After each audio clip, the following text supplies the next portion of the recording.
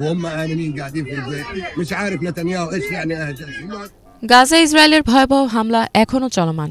পৃথিবী যেন গাজাবাসীর জন্য নরকে পরিণত হয়েছে। এদিকে গাজার হাসপাতাল ও ক্লিনিকগুলো একে একে বন্ধ হয়ে যাচ্ছে।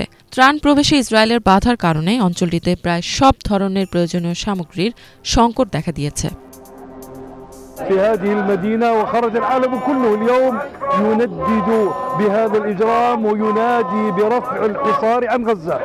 এই নির্মমতার প্রতিবাদে বিশ্বের বিভিন্ন দেশের মানুষ রাস্তায় নেমে এসেছে। ফিলিস্তিনিদের প্রতি সংহতি প্রকাশ করে ও ইসরায়েলের আগ্রাসনের বিরোধিতা জানিয়ে গত 11 এপ্রিল লিবিয়ার মিসরাতা শহরে বহু মানুষ বিক্ষোভে অংশ নেয়। এ সময় তারা গাজায় চলমান হত্যাযজ্ঞের বিরুদ্ধে নিজেদের অবস্থান স্পষ্টভাবে তুলে ধরে।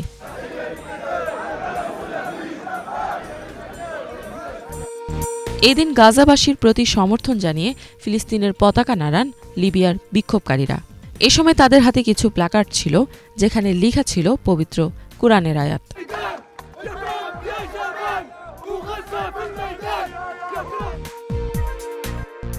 আহমেদ আলী উমাইমা নামে এক বিক্ষোভকারী রয়টার্সকে বলেন, গাজার জনগণের উপর যে নির্যাতন চলছে তা চরম অন্যায়।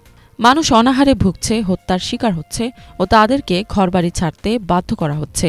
এই অবস্থা কোনোভাবেই গ্রহণযোগ্য নয়। মানবিক, আইনগত বা নৈতিক দিক থেকে কেউই তা মেনে নিতে পারে না। কোনো বিবেকবান মানুষই এই বর্বরতা সমর্থন করতে পারে না। এটি একটি ভয়াবহ ধ্বংসযজ্ঞ যা আমেরিকার সহযোগিতায় সংঘটিত হচ্ছে। এদিকে ইসরায়েলের হামলায় এখন পর্যন্ত 50,800 জনেরও বেশি ফিলিস্তিনি প্রাণ হারিয়েছেন। পুরো এলাকাই পরিণত হয়েছে ধ্বংসস্তূপে। यूरोप और बाकी जो अदारे हैं, यूएन है, उन सबको फौरी फैसला करना चाहिए। इसराइल की बर्बरियत को रोकने के लिए इकदाम करने होंगे। এদিকে পাকিস্তানের দ্বিতীয় বড় শহর লাহোরের রাস্তায়ও গত 11 এপ্রিল হাজারো মানুষ জমায়েত হয়ে গাজাবাসীদের প্রতি সংহতি প্রকাশ করে বিক্ষোভ করেছে। এই বিক্ষোভের আয়োজন করে দেশটির অন্যতম প্রধান ইসলামী রাজনৈতিক দল জামায়াতে ইসলামী। দলটি সারা দেশব্যাপী ইসরায়েলের বিরোধিতা ও ফিলিস্তিনিদের প্রতি একাত্মতা জানিয়ে প্রতিবাদের ডাক দেয়। পাশাপাশি ইসলামাবাদ, করাচি ও অন্যান্য শহরগুলোতেও ছোট পরিসরে প্রতিবাদ কর্মসূচি হতে দেখা গেছে। তবে লাহোরেই দেশের সর্ববৃহৎ সমাবেশটি হয়েছে।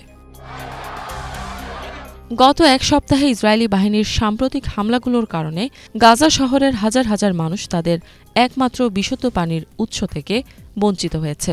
গাজার পৌর কর্তৃপক্ষ জানিয়েছে, ইসরায়েলের পানি সরবরাহকারী সংস্থা তাদের পানি সরবরাহ বন্ধ করে দিয়েছে। ইফাত জাহান, বাংলাভিশন।